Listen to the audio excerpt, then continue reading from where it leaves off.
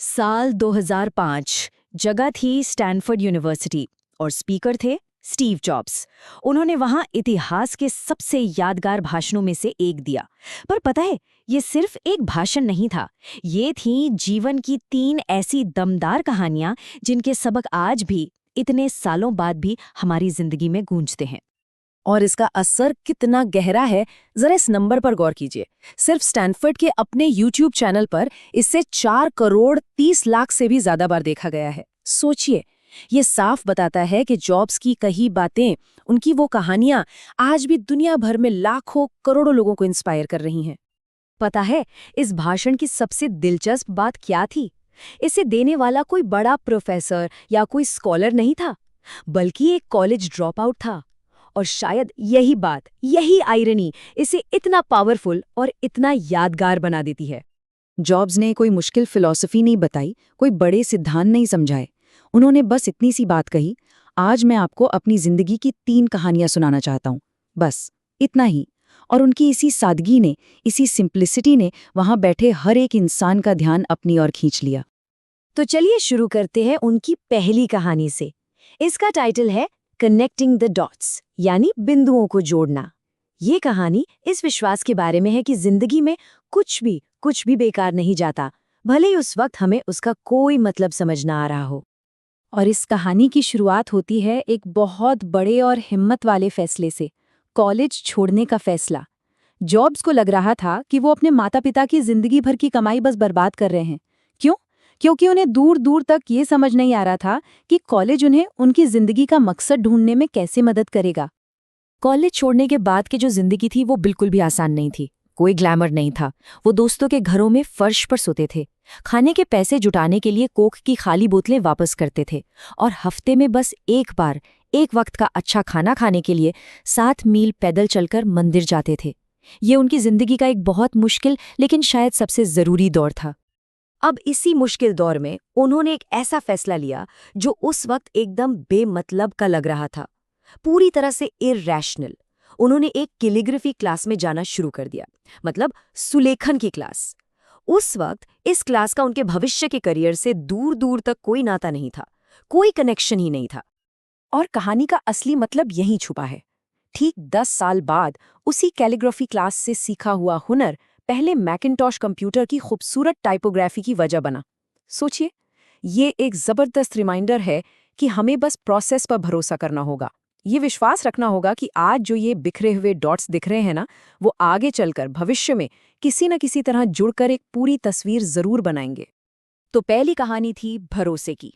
अब आते हैं दूसरी कहानी पर, लव एंड लॉस, यानी प्यार और नुकसान। ये कहानी है जुनून की, हिम्मत न हारने की। ये उनके प्रोफेशनल लाइफ के शिखर पर पहुंचने और फिर वहां से सबसे गहरी खाई में गिरने की कहानी है। जरा इस टाइमलाइन का ड्रामा देखिए। 20 साल की उम्र में एक गैराज से एप्पल की शुरुआत होती है, और बस 10 साल में 30 की उम्र तक वो कंपनी $2 अरब और 4000 कर्मचारियों वाली एक जायंट बन जाती है। और फिर कुछ ऐसा होता है जिस पर यकीन करना मुश्किल है। उन्हें उसी कंपनी से निकाल दिया जाता है जिसे उन्होंने अपने हाथों से बनाया था। अविश्वसनीय लगता है ना? सोचिए, ये एक ऐसा झटका था जो किसी को भी पूरी तरह से तोड़ के रख दे। लेकिन स्टीव जॉब्स के लिए ये एक आज़ादी का पल था, एक लिबरेशन। उन्होंने इस तबाही जैसे नुकसान को अपनी जिंदगी के सबसे बड़े मौके में बदल दिया। ये जो तथाकथित असफलता थी ना, असल में ये उनकी जिंदगी के सबसे क्रिएटिव दौर की शुरुआत थी। उन्हें आज़ादी मिली और इसी आज़ादी में उन्होंने नेक्स्ट और पिक्सर जैसी कंपनियां बनाई। और कमाल की बात यह है कि आखिर में यही कंपनियां उन्हें वापस एप्पल में लेकर आईं और कंपनी में एक नई जान फूंक दी। तो इस कहानी का सबक क्या है? बहुत सीधा सा। जॉब्स का मानना था कि वो सिर्फ इसलिए टिके रहे क्योंकि उन्हें अपने काम से प्यार था। यही प्यार था जिसने उन्हें उस मुश्किल से मुश्किल वक्त में भी हारने नहीं दिया। और ये हम सब के लिए एक बहुत बड़ा सबक है। महान काम करने का सिर्फ एक ही तरीका है कि आप जो भी करते हैं उससे प्यार करें, समझौता ना करें। और अब हम आते हैं उनकी तीसरी और आखिरी कहानी पर। ये उनकी सबसे पर्सनल और शायद सबसे गहरी कहानी है। ये कहानी है मौत के बारे में, मौत का सामना करने के बारे में, और ये समझने के बारे में कि हमारा वक्त कितना कीमती है। जरा सोचिए, हर सुबह शीशे में खुद को देखकर ये सवाल पूछना, अगर आज मेरी जिंदगी का आखिरी दिन होता तो क्या मैं वही करता जो मैं आज करने वाला हूं? जॉब्स के लिए अगर लगातार कई दिनों तक इसका जवाब नहीं में आता तो वो समझ जाते थे कि कुछ बदलने का वक्त आ गया है। ये एक सिंपल सा सवाल उनकी जिंदगी का कंपास था। ये कहानी आती है मौत के साथ उनके सबसे करीबी अनुभव से। एक दिन डॉक्टर्स ने उन्हें बताया कि उन्हें पैनक्रियाटिक कैंसर है और उनके पास जीने के लिए सिर्फ 3 से 6 महीने हैं। किस्मत से वो कैंसर एक बहुत ही रेयर किस्म का निकला जिसका ऑपरेशन हो सकता था, इलाज मुमकिन था। लेकिन उस एक पल ने, उस अनुभव ने जिंदगी को देखने का उनका नजरिया हमेशा हमेशा के लिए बदल दिया। और मौत का सामना करने से जो आखिरी सबक उन्होंने सीखा वो ये था कि हमारा समय लिमिटेड है, बहुत लिमिटेड। तो इसे किसी और की जिंदगी जीकर बर्बाद मत करो। दूसरों की राय के शोर में अपनी अंदर की आवाज को, अपने दिल की आवाज को कभी दबने मत दो। तो ये थीं वो 3 दमदार कहानियां, और इनके बाद जॉब्स ने एक आखिरी मैसेज के साथ अपनी बात खत्म की। एक ऐसा मैसेज जो उनकी पूरी जिंदगी की फिलॉसफी को बस चंद शब्दों में समेट देता है।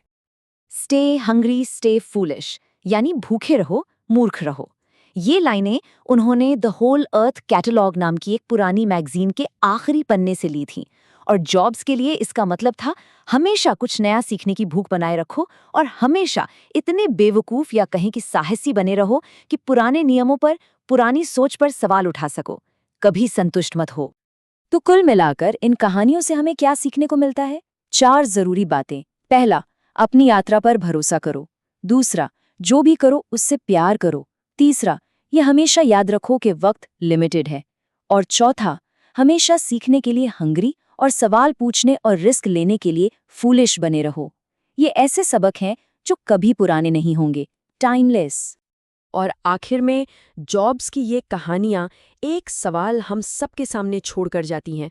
हमारी अपनी कहानियां क्या होंगी? हमारे बिखरे हुए डॉट्स भविष्य में कैसे जुड़ेंगे?